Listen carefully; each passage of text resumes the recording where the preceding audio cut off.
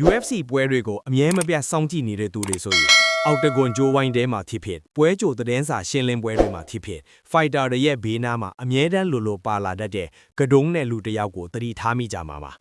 သူဟာဖိုက်တာတစ်ယောက်မဟုတ်ပေမဲ့ UFC လောကအပေါ်မှာဩဇာအရှိဆုံးနဲ့တက်ရောက်မှုအရှိဆုံးလူတွေတဲကတစ်ယောက်ဖြစ်နေတာကတော့ညင်းလို့မရပါဘူးအဲ့ဒီလူကတော့တခြားသူမဟုတ်ပါဘူး Dominus MMA ရဲ့ CEO ဖြစ်သူ Ali Abdel Aziz ပဲဖြစ်ပါတယ်Ali Abdel Aziz ဆိုတာဘသူလဲလို့မေးရင်တော့သူဟာလက်ရှိ MMA လောကမှာအောင်မြင်ဆုံးနဲ့အင်အားအကြီးဆုံးမန်နေဂျာတစ်ယောက်လို့ပြောရမှာပါသူကိုယ်တိုင်ကလည်းအရင်တုန်းကဂျူရိုကစားသမားတစ်ယောက်ဖြစ်ခဲ့ဘူးလို့ MMA လောကထဲမှာလည်းကိုယ်တိုင်ဝင်ရောက်ရှင်ပြိုင်ခဲ့ဘူးတဲ့အတွေ့အကြုံရှိပါတယ်ဒါပေမဲ့သူ့လက်စစ်မှန်တဲ့စွမ်းရည်ကကျိုးဝိုင်းထဲမှာတိုက်ခိုက်တာတဲ့အစားစာဖွဲဝိုင်းတွေပေါ်မှာစာချုပ်တွေချုပ်ဆိုပြီးဖိုက်တာတွေအတွက်အကျိုးအမြတ်ရှာပေးတဲ့နေရာမှာပိုပြီးထင်ရှားလာတာပါ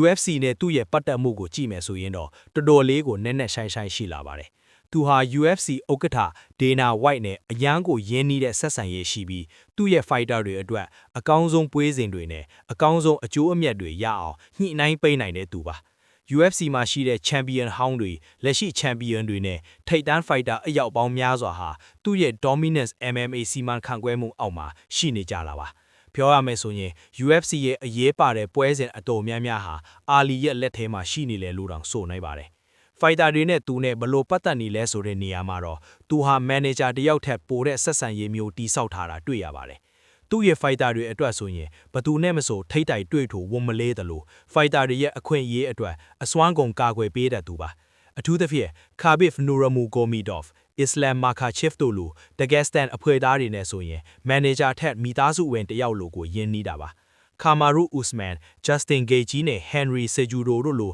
နာမည်ကြီးတွေဟာလည်းသူ့ရဲ့လက်ယုံတွေပဲဖြစ်ပါတယ်။ဒါပေမဲ့အာလီဟာအငင်းပွားစရာတွေနဲ့လည်းကင်းတဲ့သူတော့မဟုတ်ပါဘူး။သူ့ရဲ့အတိတ်အကြောင်းတွေ FBI နဲ့ပတ်သက်ခဲ့တဲ့သတင်းတွေကြောင့်ဝေဖန်တာမျိုးရှိသလို Fighter တွေရဲ့ social media အကောင့်တွေကိုကိုက်တွယ်ပြီးပြိုင်ဘက်တွေကိုရိုင်းဆိုင်တုံ့ပြန်တတ်ကြလဲနာမည်ကြီးပါတယ်။ Conor McGregor နဲ့ Khabib တို့ရဲ့ပွဲတုန်းကဆိုရင်အာလီဟာပြစ်မှတ်ထားပြီးတိုက်ခိုက်ခြင်းကိုခံရတဲ့အထိပြဿနာတွေရှိခဲ့ပါတယ်။ဘလို့ပဲဖြစ်ဖြစ်အာလီ Abdel Aziz ဟာသူ့ရဲ့ fighter တွေအတွက်အကောင်းဆုံးစာချုပ်တွေအမြင့်ဆုံးထိုးကြီးတွေနဲ့အမြန်ဆုံး champion လူခွင့်ရအောင်ဖန်တီးပေးနိုင်တဲ့နေရာမှာတော့ပြိုင်ဘက်မရှိပါဘူး။ fighter တွေကလည်းသူ့ကိုယုံကြည်ကြသလို UFC ဘက်ကလည်းအားကိုးရတဲ့အနေအထားမှာရှိနေတာပါ။ဒါကြောင့်လဲ UFC ရဲ့သမိုင်းကြောင်းနဲ့လက်ရှိအောင်မြင်မှုတွေရဲ့နောက်ွယ်မှာAli Abdel Aziz ဆိုတဲ့နာမည်ဟာဖျောက်ဖျက်လို့မရတဲ့အခန်းကဏ္ဍမှာရှိနေတာဖြစ်ပါတယ်